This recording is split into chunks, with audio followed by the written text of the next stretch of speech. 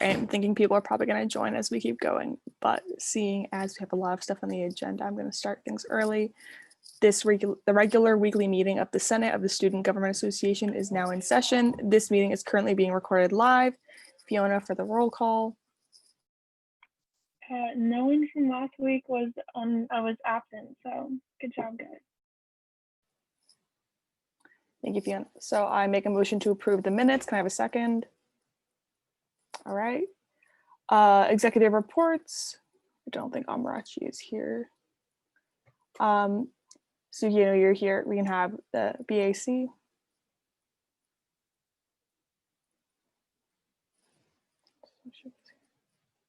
Hello. Give me 1 second and I can pull up the funding report and I can share that as well. I can share my screen if you want. Perfect. Thank you. Okay.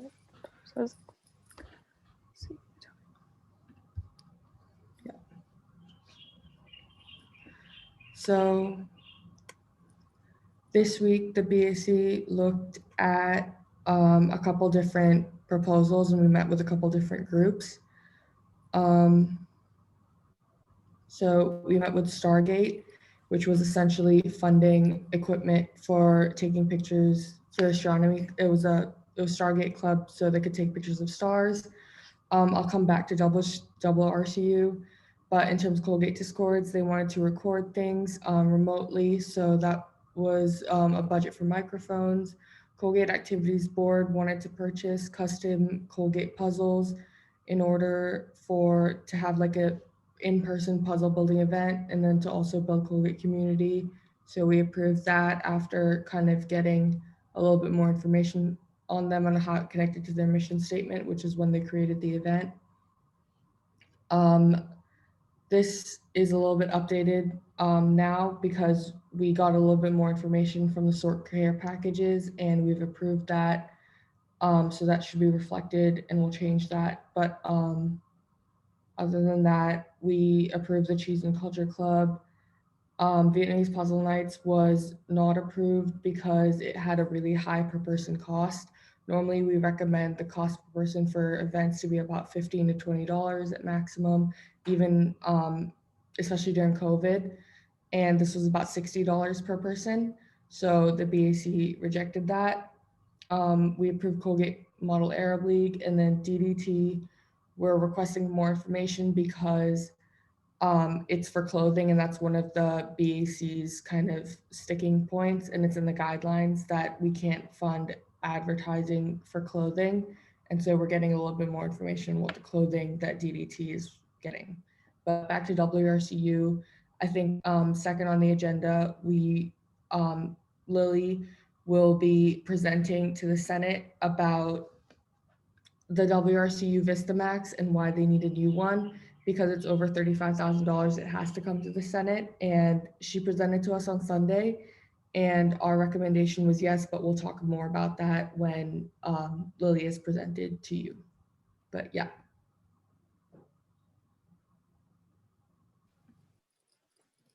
All right. Next, we still don't have a parliamentarian, and speakers me don't really have anything to report this week, so we'll keep it short for you guys. I know that the sexual assault prevention course was due yesterday, so if you didn't get a chance to wrap that up, I'd recommend you do it soon before you get an email asking you to do so. I'm not seeing anybody in the body unless I miss anything but something to say. All right, I'm going to elapse that. So going into our new business items, we have Professor Van Weisenberg, who is here, as well as Tim Borfitz. I'm sorry, that's wrong. They're just going to talk to us a little bit about the health analytics team and the task force on reopening and their role, and kind of just having an opportunity to talk about a little bit more of the COVID related policy things we discussed last week. So the floor is yours. All right, well, thank you very much. My name is Priscilla Van Weinsberg. I'm a professor in the biology department, and I'm here on behalf of the task force for reopening. And I'll start off with some remarks, and then I'm going to pass it over to Tim Borfitz, who's a member of the health analytics team. But before I wanted to start, I just wanted to thank all of you for all that you're doing. You know, we knew when we started meeting that this was going to be hard, and it was going to take a community effort, and all of Colgate has really stepped up. And I know it's not a normal year and it's not everything that you would want it to be, but I appreciate that all that you have done, and particularly all that you're doing as members of student government on behalf of all of the students. So I'm going to try and share just a couple slides that I just wanted to give you an overview of who we are and some things we're doing, and then we'll certainly take questions and comments that you have. All right, so can you all see this then? All right, great. So let me make this way. All right, so this is our group. This is the task force on reopening. We were all appointed by President Casey back in May, and we've been meeting since May. The co-chairs of this group are Dr. Paul McLaughlin, the Vice President and Dean of the College, and Dr. Jeff Holm, Associate Professor of Biology. And as you may know, Professor Holm specializes in viruses and epidemiology and immunology. So having his knowledge on this task force is really fantastic. Also, members of this task force, we have a trustee member. So Gus Coldabella is class of 1991. He's on the board of trustees. And of course, Amarachi, your student body president, is there representing the students. And it's been fantastic to have her insight on our group. Juliana Smith is the deputy athletics director. So she's our connection to athletics. Dan Gao is the Associate Vice VP for Campus Safety, Emergency Management, and EHS, and he's also in charge of the EOC, or the Emergency Operations Committee. And so his knowledge is great, and it's fantastic to have him as part of the group. And then there's a variety of different professors serving different roles. So Dr. Carolyn Sue is a professor in sociology, and Dr. Ellen Crayley is a professor of geography and environmental studies. And their insight into human behavior and thoughts around student wellness, community wellness have been really important. Dr. Bob McVaugh is a professor of art and art history, and he was a mayor in the town of Hamilton, in the village of Hamilton, for several years. And so he has a lot of important insight into the village. Dr. Krista Ingram is a professor of biology, and she's also the director of the Division of Natural Sciences and Mathematics.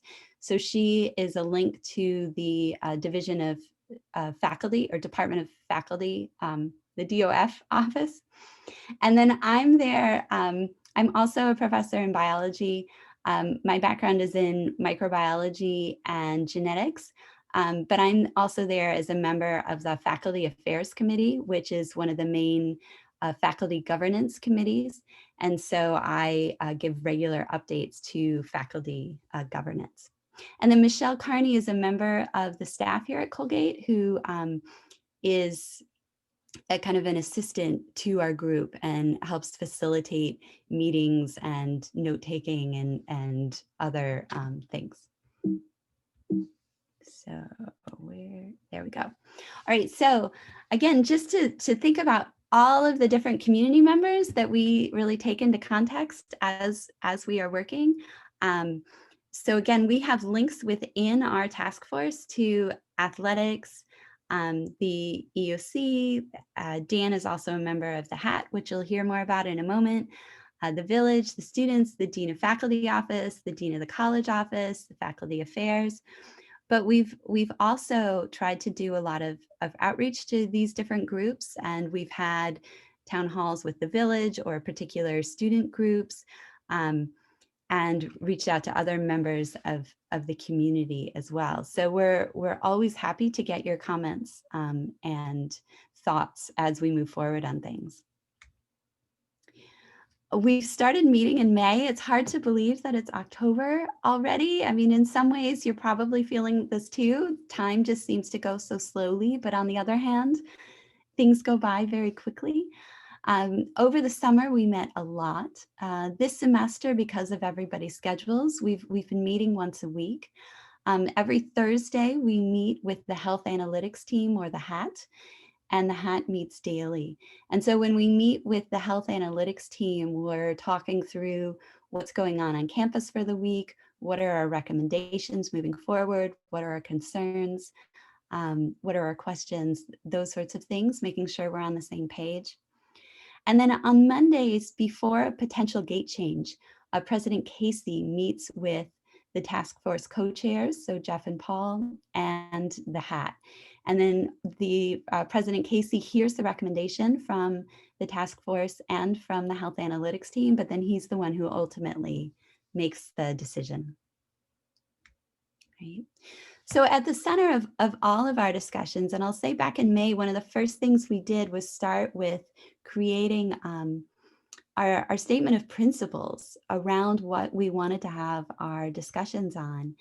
And really at the forefront of this has always been the health and safety of our community, using science and the best evidence that's out there to base our decisions on, but also equity. And so that we are thinking about all of the constituents in our community. One of the tenets that we had was really an acknowledgement that as you, I'm sure know, Colgate University functions at its best through in-person residential education, vibrant faculty research, and we really want to get back to this model as rapidly and as feasible as possible. Of course, it's not the same as it is in a normal semester, but I think we're all very happy that we're able to be together as much as we can. Of course, I should say, along with this though, is the realization that we need to be flexible, right? As we were putting together plans in June, things changed. And so we had to adapt to them at the end of July and August. And we've learned more as the semester has progressed. And so there are always ways that we can make things better.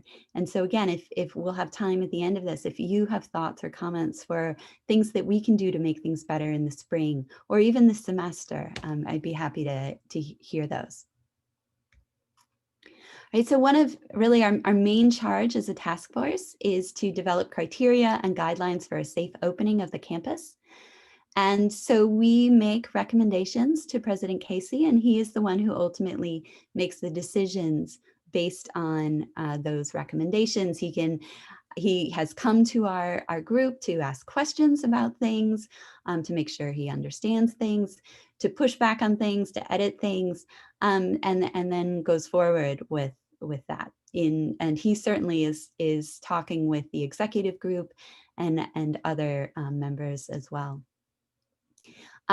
So we work through the reopening plan and the closing plan over the summer, the travel plan, thinking about the gates. And throughout all of this, we've really tried to remain flexible and adaptable. And so I know you've experienced how our thinking about the gates and how reopening has occurred this semester has changed over time as we take into consideration new pieces of evidence and what's going on. And really, again, what we think is going to promote the safety and the health of our community. So for the rest of the term, some of the main things that we've been thinking about are, as you've known, Gate 3 has been tweaked. And so, we really would like to get to a open as much as possible state. And so that's Gate 4. There are limits by the state of New York that gatherings cannot be more than 50 people, gatherings in person. And of course, in those gatherings, you still need to be spaced, you need to be wearing masks, right? And so that's kind of the upper boundaries. And if it's possible to do that in a safe way at Colgate, we're talking about can we get there, right? And then of course, creating a moving out plan, which you've started to hear about, in a way that allows for the exit from campus in a safe way. We certainly don't want to be spreading the virus to the rest of the globe or the rest of the country. The good thing about that is that the rates here on campus and in our area are very low, but there are still ways that we can do that in a safe way, right? So there are staggered move out times, And more information about that is coming out, and I know you've seen some of that. One of the things then that we have turned our attention to is the spring semester. And so various members of the campus, the executive group, the EOC, and the task force itself have taken some time to think back about how the semester has worked, what has worked, what needs to be modified, what we want to continue doing in the spring. And so then what do we need to do for the spring? And these plans will be communicated more fully in the coming weeks. But one of the things then that when we come back to campus, it's very likely that we're going to need a universal quarantine again. Right? And the reason for this is Executive Order 205, which comes again from the state government of New York, that requires all travelers coming from states with significant rates of transmission of COVID-19 to quarantine for 14 days from the time of last contact. As of today, and this is from a new press release, there are 43 states on that list, which is insane. This includes Connecticut, Pennsylvania, and New Jersey, which is also really just kind of dumbfounding. But as you can read in this quote, Governor Cuomo has said that really there's no practical way to quarantine New York from Pennsylvania, New Jersey, Connecticut. There's just too many interchanges, but if you don't need to travel to these states, you shouldn't. But what that means though for Colgate is, this is how it is today.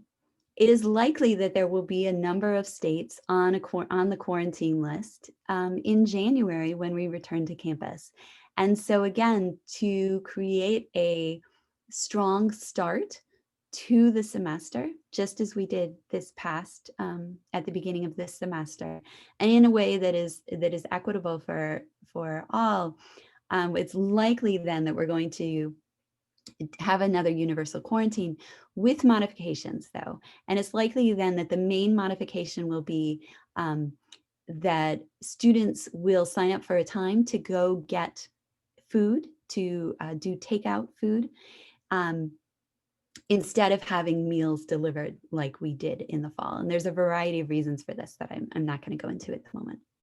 Right? In addition, we're going to need to do testing, just as we've been doing this semester. There will be an at-home pre-test kit. And so all students, and you'll be getting more information about this if you haven't already, will be getting a kit to take home with you at Thanksgiving when you leave for the semester. So you need to leave with your kit, and then you need to use your kit in January before you come back to campus. And just as before, you need a negative test to return. Then upon arrival, you get tested, just like we did this semester. There's a testing before exiting quarantine again, right? And so all of that sets us up for creating as low a level of virus on campus at the beginning of the semester as possible. And then to maintain that strong baseline surveillance testing. And we're really working hard to get increased surveillance testing beyond what we've been doing this semester. Just as we did this semester, then there will be moving through the gates. And even if we leave this semester in gate 3 or gate 4, that doesn't mean that we start next semester at gate 3 or gate 4, right? We start at the beginning of this process to ensure a safe transition into as much of a normal semester as we can, right? And so we'll start back at the beginning. Classes, you will all start to get more and more information about classes. The registrar is supposed to be giving out course lists at the end of this week. Registration occurs in November. You'll be meeting with your advisors to go over registration, just like we had registration for the fall semester. When you look at that course list, you will see what modality courses will be taught in. And so you can put that into your thought process when you're thinking about what courses you're going to be registering for. And then students will need to declare whether they're going to be on campus or not, learning remotely, that is, soon after a course registration occurs. There likely will also be new COVID education pieces because we've learned more about the virus since the last time you did education. And so it will be important for the entire community to brush up and to learn new things. And it's likely then that we're also going to have everybody recommit to the commitment to community health. And it's likely that there will be some changes made to this commitment. And so if you have thoughts about that as well, that will be useful to hear. Okay, so that I'm going to stop sharing there and pass it over to Tim, who's going to tell you a little bit more about what the hat does. And again, if you have further questions or comments, we're happy to take that in a little bit. Yeah, hi everyone, this is Tim Borfitz. I have been at Colgate 27 years and I'm in IT. I'm the Director of Data Analytics and Decision Support, and I love when I have the opportunity to meet with and talk to students. So thank you for fulfilling my need to do that and feel a little bit younger again. I mean, I've been here for a long time. I imagine you have a lot of questions for Priscilla, so I'll kind of go quickly through kind of the nuts and bolts of the data. But I just wanted to start. I live a half hour from here in Norwich, and I've had two friends come up to me on different occasions and say, those students at Colgate are unbelievable. He says, every time I go there, they're socially distanced, they're wearing masks, and I just wanted to share that with you. Like, they're just so impressed by all of you. So you should be proud of that. There's a lot more to do. I know we're not perfect. I know we've had some mistakes, but I just wanted to share that with you, that I've been told that on a couple of occasions. So I am one of the 15 members of the health, the health analytics team. We call ourselves HAT. We have hats to prove it, which I left at home today, so I can't show the beautiful yellow hat to you. But we have representatives from employees, faculty and staff from all across campus. We have representatives from student health services, environmental health and safety, campus safety, finance, human resources, the dean of the college, the dean of the faculty, athletics, facilities, and of course, ITS. As Priscilla said, we meet every day. We meet from 1 to 2 every day, weekdays. And weekends, if we need to, we meet at noon. Often on weekends, we'll shoot emails, we'll do phone calls, and we'll kind of share data and make our decisions on the different metrics that way. What we do, you've probably seen, I think the one thing I'm going to share, I apologize for not having any slides put together, but I think I'm going to go ahead and share the health analytics dashboard, which most of you have probably seen. Everybody see that okay? Nod of the head, perfect. Let me get this out of here. So this is what the public sees. This is what you see. There's 20 different metrics, and we have alerts that go from new normal to very high alert. I'm happy to say we've never had any of the metrics be at high alert or very high alert, and there's been rare occasions where we've had some moderate alert. But what the hat does is every day we talk about all 20 of these metrics, and we have dashboards for almost every one of these at a detailed level. So we look at the most important ones, of course, are how many positive cases do we have?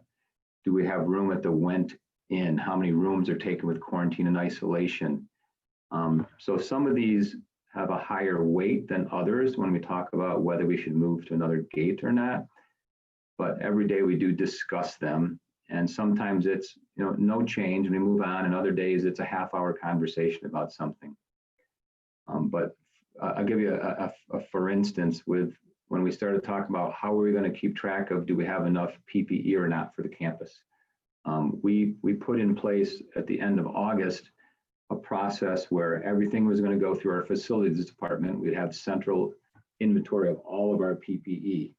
And then we have a form we put in place where every department has one rep, and they order a week's worth and a maximum of 2 weeks worth of the PPE they need for the department. So we now have a dashboard where we can look at a 21-day burn rate, like a 21-day rolling average of our PPE, and project based on the inventory on hand of each PPE, do we have enough for the next month? Do we have enough to take us to the end of the semester? So as of a couple of weeks ago, that went to a new normal because we have enough PPE, actually at this point, more than enough PPE to get us through the end of the semester, barring anything crazy or unusual happening. I would never make a promise, but that's the situation we're in. commitment to health today went to new normal for the first time. So that was just kind of fun as hat to say, hey, we got there finally. We had to track down some employees, track down a few students to make sure they signed a commitment to health. But I'm happy to say that everybody has signed it except for one student at this point. So if you're out there, we're going to find you. We're going to get you to sign it. So, but all of these, I guess I'll just leave it at all of these have data behind them, and we look at dashboards and spreadsheets and talk about them every single day. Weekends, sometimes it's emails. As far as how do we decide on gates, we like to look at trends over the course of at least 2 weeks, and we have conversations about that. And it's not data-driven decisions, but it's data-informed decisions, because the conversation and the nuances and the discussions are important. And as Priscilla said, we meet with the task force every 2 weeks, or every Thursday, I guess it is. It tends to be every 2 weeks when we talk about changes of gates. And we have robust conversations with them because we're looking at data and we're looking at analytics, and that's what we're trying to make our decisions based on. And they're looking at things from a slightly different angle and probably a little higher perspective. I guess I'll put it that way. Just check my notes here, see if I missed anything.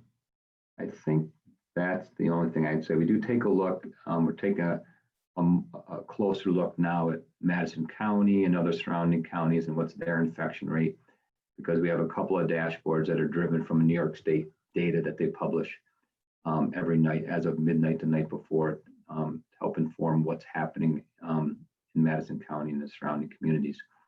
So I will leave it at that and stop sharing and open it up for questions.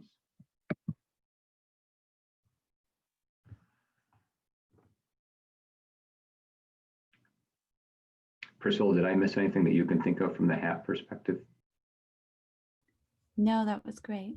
Elle, do you want to call on people? I'm not sure how to. Yeah, sure, that's fine. Tucker. Yeah, so as we enter the winter, of course, flu is going to be a notable problem. How are we going to be dealing with that clash between COVID cases and flu cases? Yeah, that certainly is an issue, and everyone who presents with flu symptoms, the flu symptoms are very similar to the COVID symptoms, so they have to be tested for that as well. One of the things that you're likely aware that Colgate was able to do was to buy a Cepheid machine, which is essentially a fast, rapid test machine that we can do COVID testing in-house.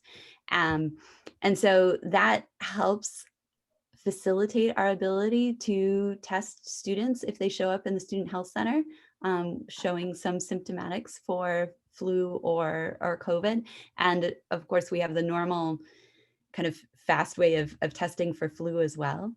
So the important thing is that if students show symptoms, that they call the student health center and then go and get tested.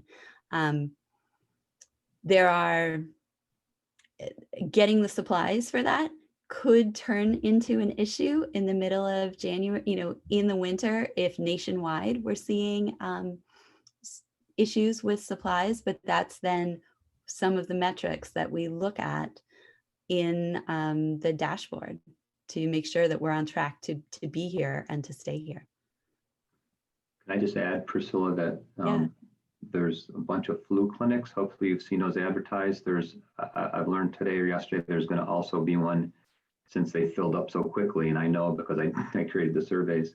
Next Monday, the 26th, there's going to be another flu clinic. So, keep an eye out for that. I believe it gets advertised tomorrow. So please get your flu shot if you haven't. That'll certainly help with that situation, Tucker. So just wanted to add that pitch.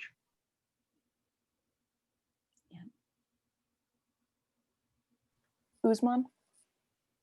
Yeah, so you mentioned how we're going to start over in terms of gates next semester. Are the gates going to kind of look the same as they were like this semester, or if they're going to change like in terms of like how many people could gather or other information? When would that be released to the students? Yeah, thanks for that. I do expect them to be fairly similar, which is why when we changed gate 3 a little bit because it felt like a big jump to go from 10 to 50, and we wanted to take some time and all get used to that. But at the same time, allows more student groups to gather. So instead of calling that 3 with modifications, that became the new 3, and then we'll add a gate 4. And part of that is so that we can use the same language next semester. Of course, there could be tweaks, but that would be announced as soon as possible. And again, the gate 0 is likely going to look a little bit different because it's still going to be universal quarantine, but then it will be likely grabbing, takeout meals instead of meal delivery. And there's a lot of good things that will come of that. Thank you so much. Mhm. Abby? Yeah, I was wondering if like what percentage of classes were going to be offered in person or hybrid versus what this semester looked like. Because I know a lot of students are concerned about their education being so heavily dependent on Zoom and other virtual classes. Yeah, I know it's not ideal for anyone. Actually, Evie, I don't know. I know that the registrar has all of that information now that faculty have, as with their departments, have put in their modality, and all of that information has gone to the registrar, and that will be available when that information comes out on Friday. I expect that it would be fairly similar, but I don't know. I do know that we're building a couple of temporary spaces to have additional indoor classes because we're obviously not really going to be sitting in the snow to have classes next semester. But they're really working hard to create as many spaces inside as possible. Molly? Yeah, so on the topic of snow, I know a concern amongst some of my peers is that gate 0 will be like even worse because we all look forward to that 4 hours of outdoor time every day. And if there's 2 feet of snow on the ground, we were just wondering what the task force is thinking in terms of making sure we are not only inside for those 2 weeks. Yeah, so I would throw that back at you and say, what would you think we should do to help make that more bearable, right? What would help you for that? Because we can still have outdoors time. Obviously, it's going to be cold. We need to make sure everyone has proper winter gear. But are there other ways that we could enhance that? I think maybe just making sure I live in the apartment, making sure sidewalks and roads and things are plowed. So if we do want to go outside, we're not also knee deep in snow or getting wet, getting cold, getting sick. So it's little things like that to make it not so treacherous to go outside in the first place. That's great. Thank you.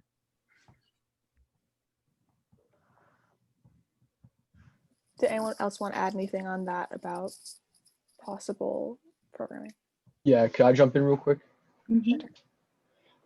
Yeah, so if possible, we could be using the indoor gym areas, given that they're fairly large and are probably fairly well air conditioned too, for a certain number of students who want to remain inside for outdoor time. We'll look into that. Kobe? I'm not sure if I misheard.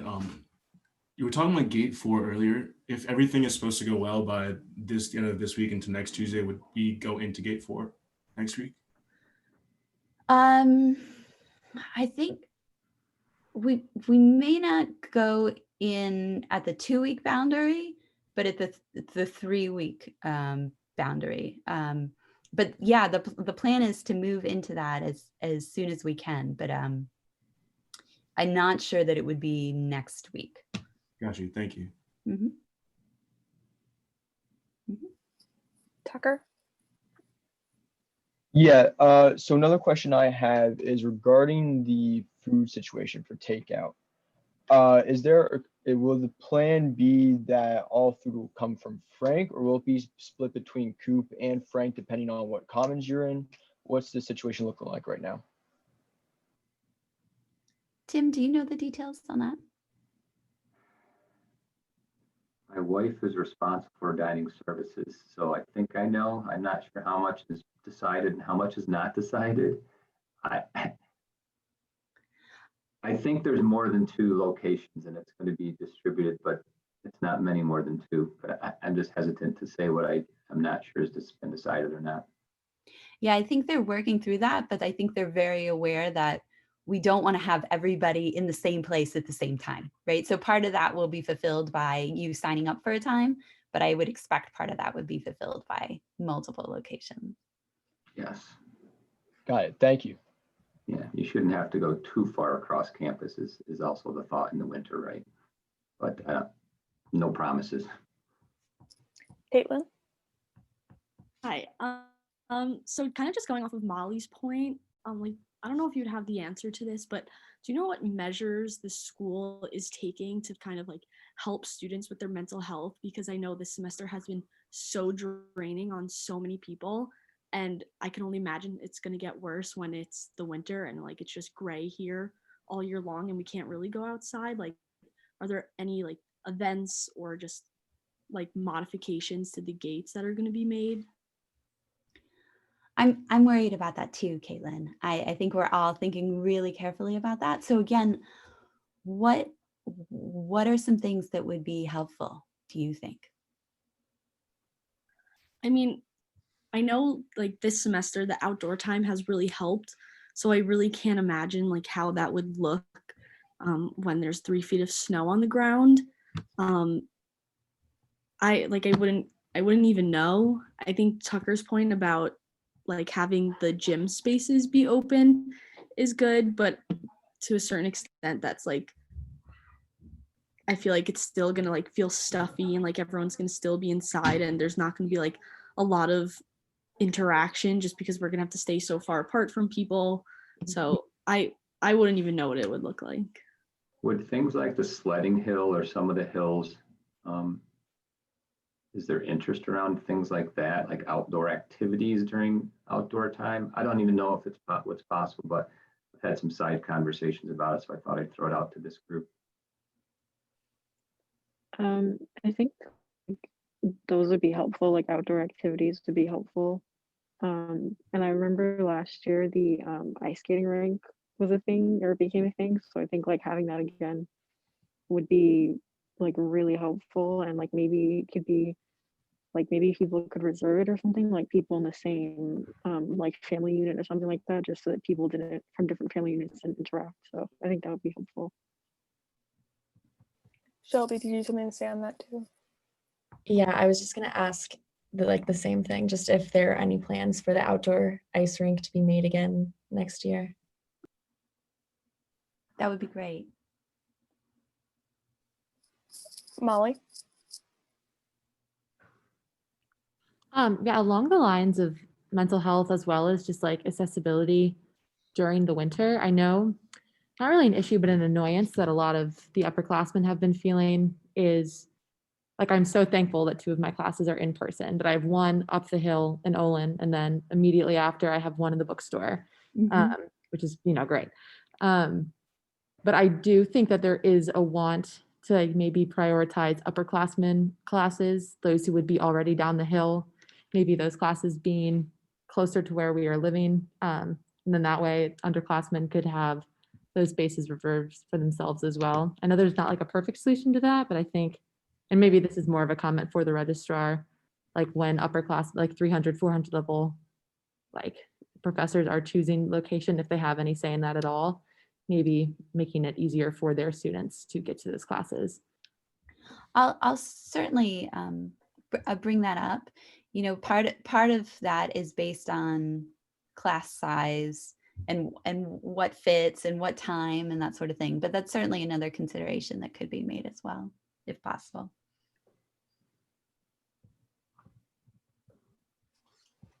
Anybody else have anything they wanted to add?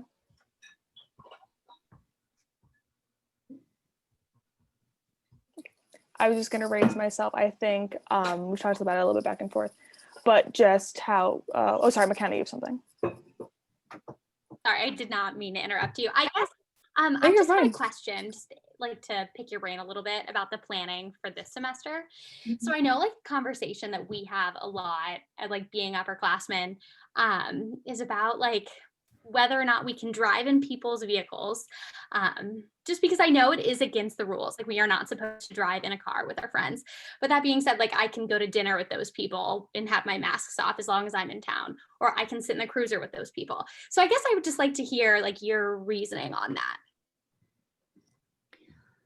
Yeah, I mean, one of the main reasons is we want to minimize the number of close contacts that everyone has, because the more close contacts you have, if there is a super spreading event, then we've maxed out our quarantine capacity very quickly. And so if you're in a car with someone, you become a close contact. And so that's not, that's then against the safety concerns. I do hear you with how if you're with those people all the time, there's a little bit of mixed messaging there, but it really comes down to safety and close contact numbers.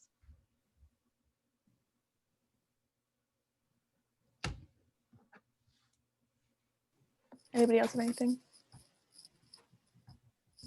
So I have a question about that. So if I'm, say, Molly, and I have a class up in Olin, and then 20-minute passing period, I have a class down at the bookstore, and there's 3 feet of snow, am I expected to, again, walk? The whole car thing's been very confusing to me about, people can't drive on Broad Street down by campus. People have gotten pulled over and in trouble for that. And, especially, driving up to campus. So, when the weather's much worse and walking's not as accessible or possible, how do you guys still expect everyone to walk everyone on campus, and how will getting from places work? Well, we've all, so I understand walking in the snow is not ideal. I know we've already upped the number of cruisers this semester, and I think that will be a real consideration again for next semester, also considering the weather. And so that's, a great way to move around from the town up to campus. How is riding on a cruiser with a bunch of people that aren't in my quarantine group safer than my roommate driving me to class or somewhere around campus? I'm just trying to understand the logic behind that. Yeah, well, I mean, nothing is ideal, right? And we're trying to mitigate issues as much as possible. And so you can be spaced on the cruiser as much as possible. You're minimizing your time on there as much as possible. And it just keeps everyone kind of cognizant of what you're doing. Now, certainly it's not ideal, but it's kind of the best we have.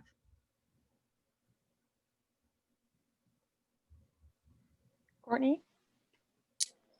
This is kind of similar to that, but I was also thinking like, I live down the hill and I literally stopped ordering packages because it was just so, like, I dreaded having to carry my packages like from the mailroom down the hill. Mm-hmm. So if there was any way that we could like just drive our car, like there could be like 5-minute parking spots or something like that, like up the hill, just so we could like quickly like drive up and pick up our package, like especially of course in the winter, like that'll be even worse, but like that'd be, I guess, a good thing. Or even like grabbing like a meal up the hill or like really quick, just like picking it up and like driving back down. Yeah, I'll pass along those comments. Thank you. McKenna, is your hand still raised? That's okay. Well, I didn't really mean to, but I actually do have a question. Since we're talking, someone mentioned mail. I was wondering, like, if anyone is talking about the mailroom situation for next semester. Like, it just seems that they are like so understaffed, and I know students aren't working there. I haven't seen any, and like coming up the hill and waiting in line for so long, and I don't think the appointment system is really working out the way anyone had hoped. So I just wanted to know if that was in conversation. Oh, I mean, it's good to hear that that's an issue so we can work to address it better. So the appointments aren't working very well. We can do our best to make that work better. We can try and get some more staff in there. I know it's being talked about quite fervently. Can I take your name? My wife's also responsible for the bookstore, so I would love to get your name, whoever was talking there. McKenna Matthews. Thank you.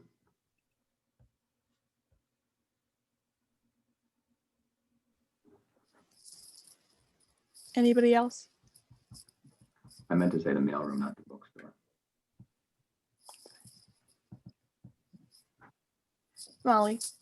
Continuing with what McKenna said, she is obviously correct in saying that the appointment system isn't really working. But I do think even if it was working perfectly, that in itself is flawed. Like I get a lot of perishable packages, and if let's say there are 200 mailroom appointments a day, if I now that fill up in advance, things like that, if I cannot get my box of produce that arrived on Tuesday until Saturday, which is a very real, that does happen. If that happened, like the first few weeks after quarantine was lifted, I remember getting package emails and then not being able to make an appointment until the following Tuesday, things like that. So I do think the appointment system, like it could be better, but I don't think that that is the solution to this issue in the first place.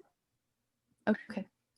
I was just going to echo Molly and say I know I've had a very similar situation with like getting medications and that like, oh, I need it on a certain day, and then even if it's sitting in the mail room, it's like if I can get an appointment by then. Okay.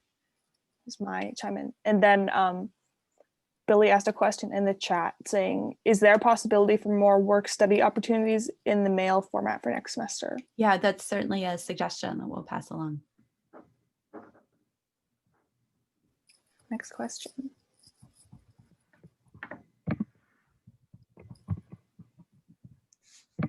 Caitlin. Sorry, I just have to go back to like the cruiser topic. So I know last semester, or like maybe just last year sometime, we were working on just like making the cruiser system more accessible and like easier to follow, because cruisers are annoyingly unreliable, and especially with the app, like no matter which part of the app you're using, it never seems to actually be accurate.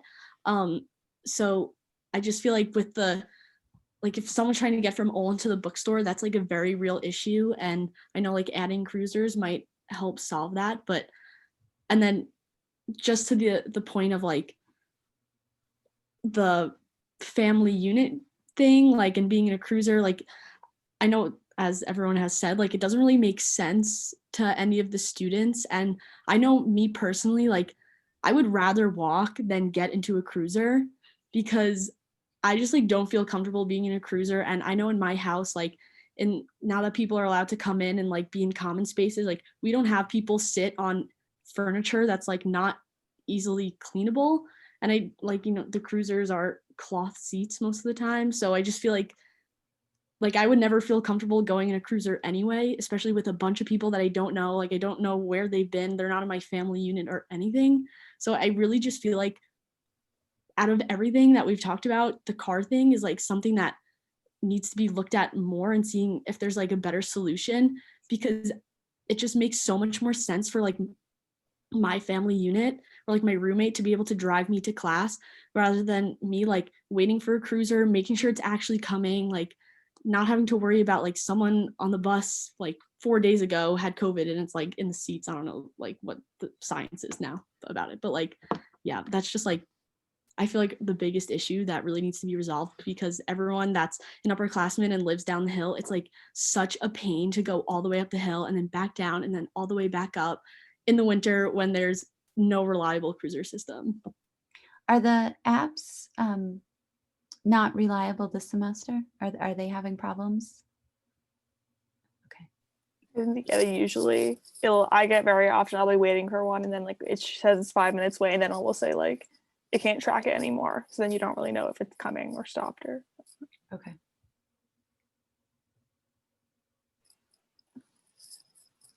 Winter.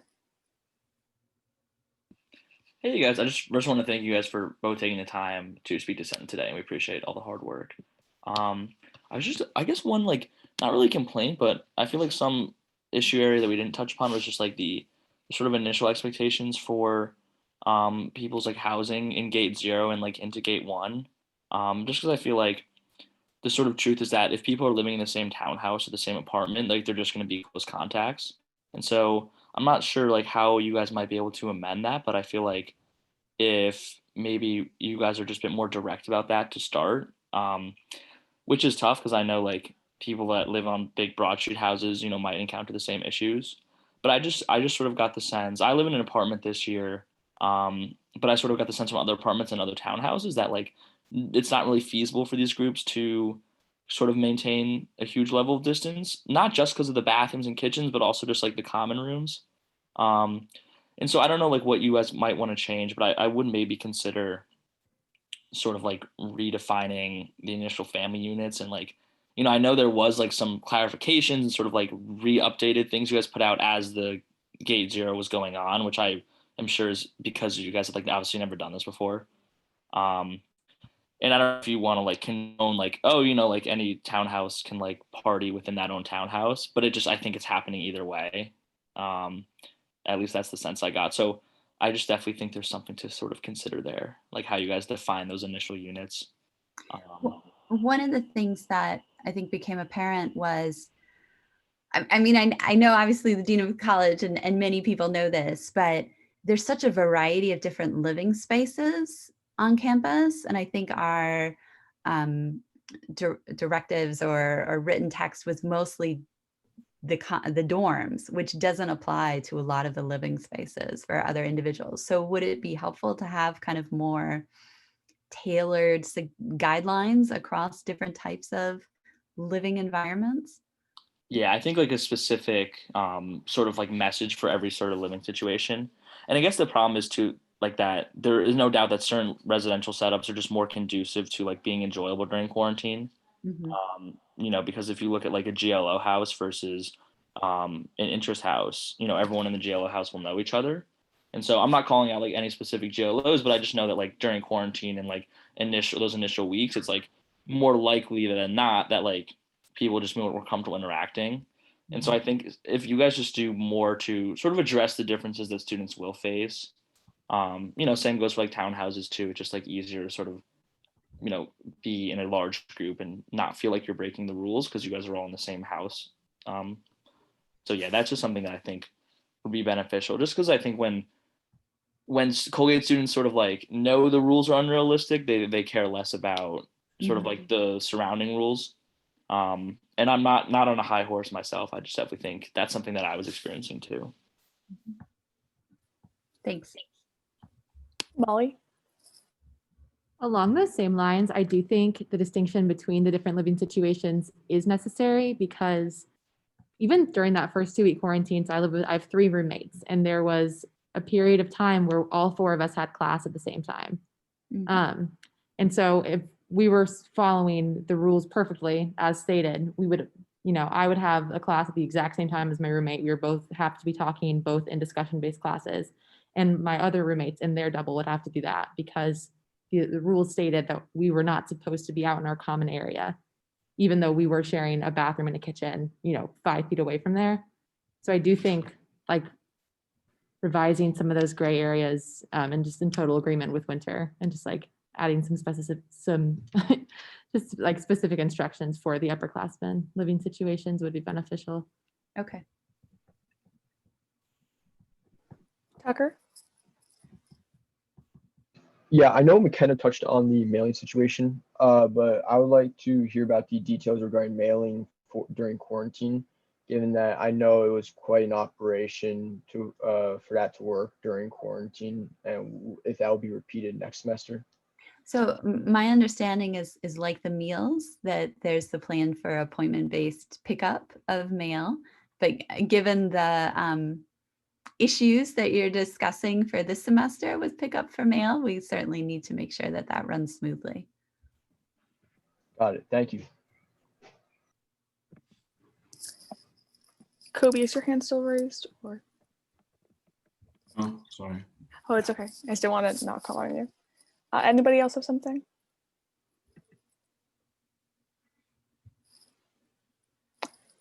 The one thing I was going to add was that we talked a bit last week about the petition circulating to have pass fail going into place, hopefully for the semester, and having that be an option. So I was curious if you had any opinions on that, like its feasibility, or what you think there might be some backlash for. So I've heard about this petition, but it's not something that the task force has talked about. That's really the domain of the Academic Affairs Board, and so I understand that they'll be discussing it in their upcoming meetings.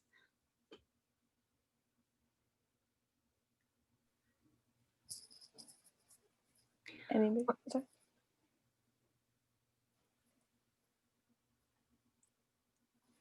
Anybody else have anything to add? I was just going to mention one more quick suggestion, if that's okay. Mm-hmm. This might fall under the Academic Affairs Board, but I would say there should be a bit more clarification about what the classes are going to, and I know we talked about this, so I apologize if I'm being repetitive, but I would just make sure you guys are very clear about like online versus hybrid versus in person. Just because 2 classes this semester that I did take were designated as in person, but I would not say that they are in person if it's like a tent setup. Obviously, it's more of like a hybrid in the sense that we are meeting in person, but I think like I felt a little bit duped in the sense that they won't be in person most likely for the entirety of the next 5 weeks as it gets colder. And so I just think for sort of more visibility, I would just specify which classes are tented. Okay. I don't think we're going to have tents in the spring semester. There will be, again, it will list the modality. Faculty members can write notes and descriptions about their course and how it will be taught. I don't know how common it is that faculty did that last term, but I know it was an option. So certainly if you have questions, you can reach out to the faculty as well, and hopefully that will be clear. And yeah.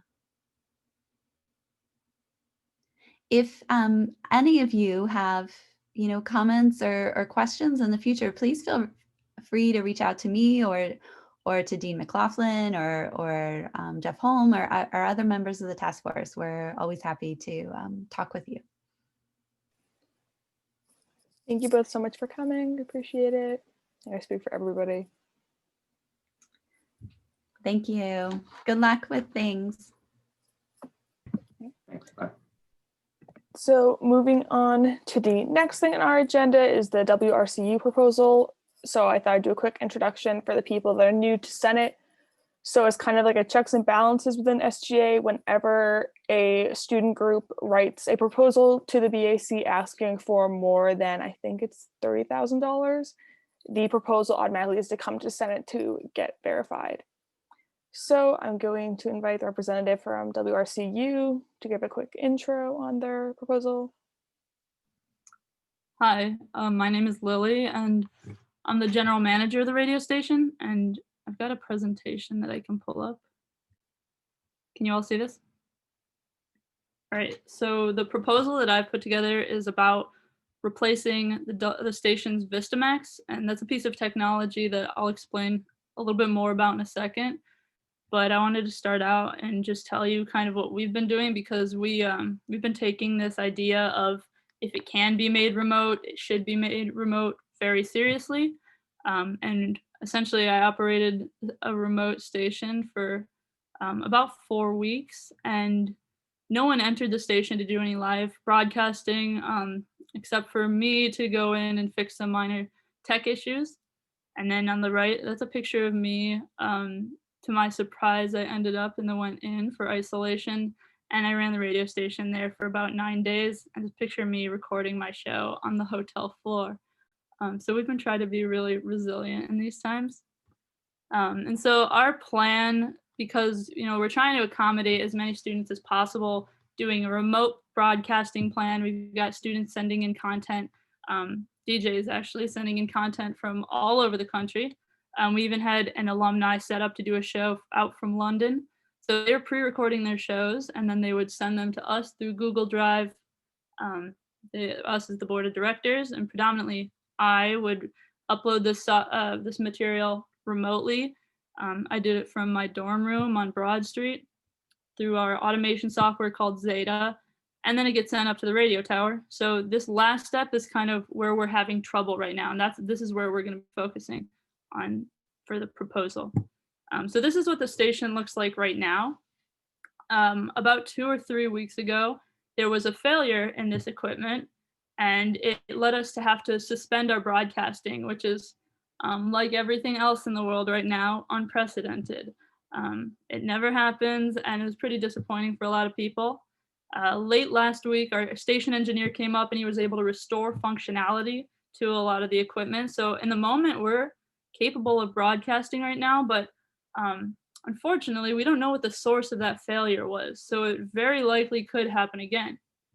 What we do know is that this piece of equipment is very, very out of date. It runs Windows XP right now, and that's all it can run. Windows XP has not been updated for about 12 years. So that just gives you an idea about how old this piece of equipment is.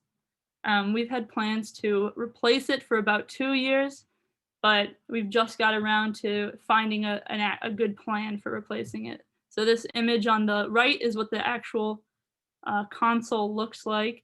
And then the image on the left is, you see where it falls in the chain of commands for this is our rack room, and it's where it houses all the servers and the pieces of equipment that send the stuff up to the radio tower. And so the VistaMax is essentially a piece of technology that we call it like the brains and heart of the radio station. And I can explain that here through the interfaces that the DJs actually control. The VistaMax connects all the interfaces that the DJs use up to the radio tower. So this is the remote software that I was talking about, Zeta, and it's automation software. So it's what keeps the station going. That's how we've been able to do things remotely. It's where the DJs build their shows, and this is where the DJs will interact when they're live. So we haven't really been using these consoles so much. But a replacement of the VistaMax would be replacing this box, all the cabling that goes up through the ceiling, as well as these consoles that are in each of the studios. And so really this is an issue that's plaguing us on multiple scales. So I mentioned we had this failure in the system a couple weeks ago. We don't know if that's going to happen again, but we do know that it was tied up in an interaction between our automation software and the device, the VistaMax, which, like I mentioned, it's like a router for all the major pieces of equipment that we use. Without it, we were not able to continue with our remote broadcasting plan. So that kind of is posing a problem for us right now, because we don't want to go through with a plan that's kind of uncertain. We want to be able to provide consistent broadcasting. But it's a major issue because if this piece of technology, if it really truly fails, then we won't be able to broadcast indefinitely. Like, then this piece of equipment needs to be replaced sooner or later, and sooner would be ideal because it's posing a problem right now. And so I know I actually see quite a few familiar faces in here. I know some of you have been DJs. This is probably more tech jargon than you've ever had to encounter in your time, but for those of you who have never seen it before, like, this is pretty unique actually. Not many people see that back room. But I guess the first thing I would like to draw attention to is like how important WRCU is, because I know it's like probably the most important thing in my life, but I know it's not the same for everyone else. But when we introduce WRCU to people, we first of all tell them that we are the largest student-run organization on campus. And that's true because we have every semester between 100 and 150 DJs operating in our station. And those are student DJs, faculty DJs, and DJs from the surrounding community. So we're kind of one of these unique organizations that is able to unite all those fronts. And in addition to that, our broadcasting range is up to 120,000 people. So there are a lot of people kind of depending on us to produce content. Right now we have a 24/7 stream of NPR that we're fortunate enough to have through our syndicated broadcasting out at SUNY Oswego. But ideally, we'd produce our own content. We say this, we have this goofy tagline, first in the 90s, first by default. And what that really means is that we are 90.1 as our frequency. So when you turn on FM radio in your car, we are the first thing that you hear. And right now you're hearing a lot of really depressing election stuff. And I think people would much rather hear some DJs and some music.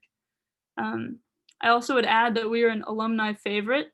We are a 70-year-old organization, and I send out newsletters to about 2,000 alumni every semester. So they absolutely adore us, and they depend on us as well, especially now that we have this remote platform available to people. We're allowing alumni to create shows off campus, which is a huge opportunity. I also would like to add that we attract a huge crowd of incoming students. I've had at least 2 freshmen tell me just this semester that they chose Colgate because of the radio station. And I think if people are looking at a certain range of liberal arts campuses, it's amenities like this that are going to attract students. And if you've ever heard a tour guide talk about the radio station, they like to flex on people that we've got state-of-the-art facilities. And if I'm being quite frank right now, we do not have state-of-the-art facilities. If we have a replacement to this Vistamax, we certainly will. And I personally think that college radio is fundamental to the college experience. Anyone who's seen Pitch Perfect would know that. And to be honest, we are the last beacon of free expression in broadcasting. The FM stations, the AM stations, and satellite radio is produced by commercial stations with their own agendas. We're just a bunch of people who love music, who love radio. And this is our whole community, and we need this update because we want to keep creating content for Madison County. So yeah, that's my presentation. Thank you. Thanks, Lily. And then I'm just going to share the budget with everybody real quick. This is the budget. And then correct me if I'm wrong, is it for the entire budget or for just the Vistamax? Just the highlighted subject. Oh, okay. Does anybody have any questions for Lily? Sorry, this is when it gets hard. You can just speak up. I can't. It gets hard to see things when I'm sharing my screen.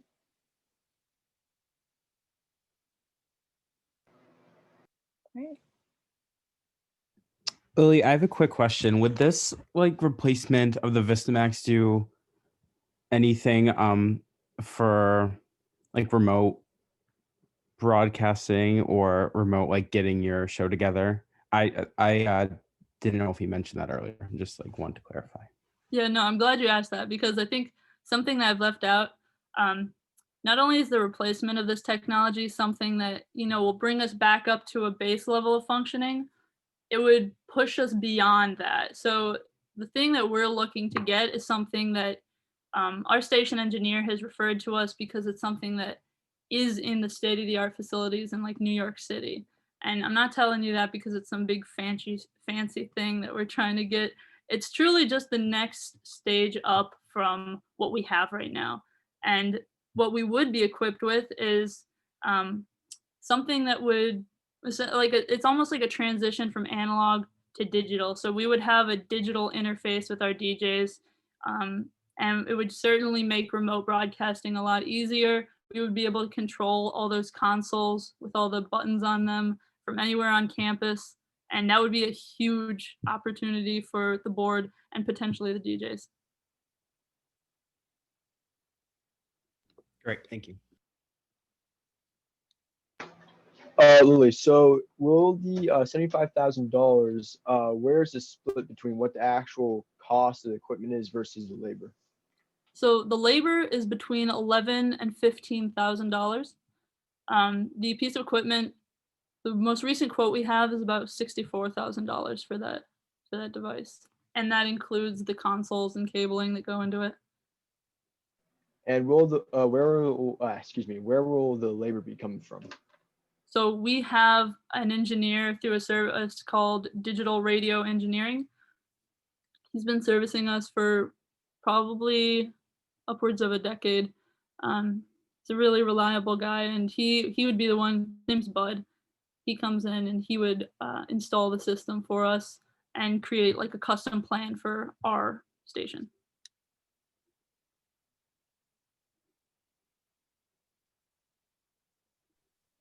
Anybody else have anything? Sugi, do you know how much is left in the BAC? Someone was the budget. Someone was asking. Yeah, so we have about $264,000 before this is allocated or not right now. For the semester? Yeah, for the rest of the semester. Does anybody have any motions? Oh, sorry, Winter. Just a quick question for Lily. I wasn't sure if you might have mentioned, so I do apologize, but have you talked to like Colgate about them funding this, like as administration? Yeah, so I've been talking with Drew and CLSI about that. From what we know, I mean, this is something that we ideally would not fund ourselves because, you know, we use a lot of our funds that like the interest off our endowment is used for emergency situations like winter. I know you know that the station floods semi-regularly. We are in the basement of the coop, so when water gets into our equipment, that's something that we need to use that money for. But other than that, I don't believe that the school. We've been directed to the BAC through CLSI for this fund. I'm not sure that it's something the administration would tackle.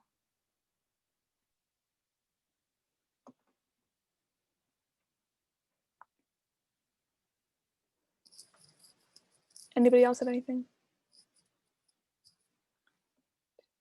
Anybody have any motions? You can either have like a motion to vote or a motion to caucus if people want to discuss things further. Motion to vote. Is that seconded? Any other motions? Winter? I was just making a motion for like a 5-minute unmoderated caucus. Is that seconded? Yes. Any other motions? Okay. I'm not 100%. We usually would have, in the case that we are not online, we would normally have somebody else. I think it's Fiona. Are you taking care of the voting? I wasn't aware of that, but I can try to help out if people like raise participation hands or something. I think people are gonna have to message you their vote.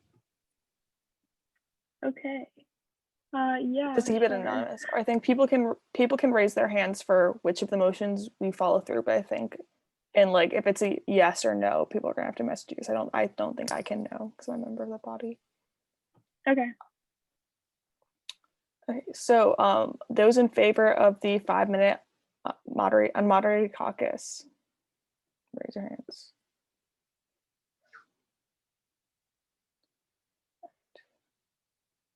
I'm gonna go with no one with their screens off is raising their hand. Oh, sorry, I will. Okay. Those in favor of the motion to vote. All right, so the motion to vote wins by majority. So I think message Fiona directly and vote yes to grant funding or write no to not give funding. Who are we messaging? Fiona Saunders. You can search her name.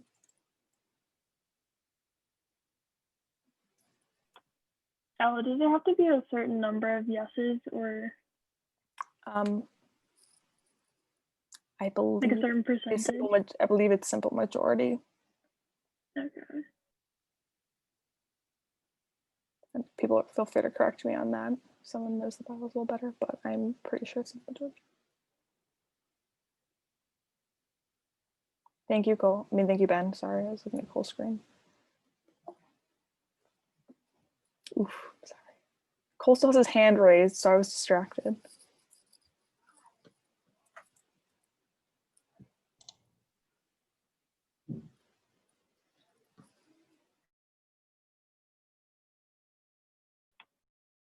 Has everyone sent their votes?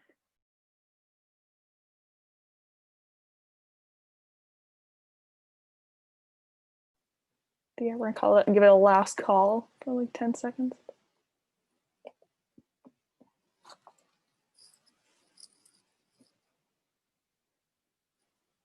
Sorry, Al, should I count these or just? I think it's the main simple majority if it's close. I mean, if it's close, I I just would meant like recommend for the record, like if I should have a specific number. I don't think so. Okay. Cool. All right. Should I give people more time, or I think we're okay, good. everyone. All right. Yeah, that passes. Okay. Hooray. Congrats, Lily.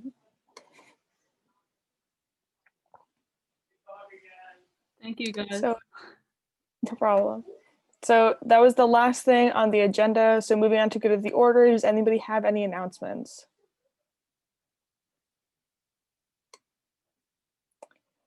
Seeing none, the chair would be in favor of a motion to adjourn. I see a second. Oh, sorry, Will, you say something? I just seconded that. Oh, thank you. So welcome. All right. All right, have a good night, everybody. See you next week. See ya. Thank you.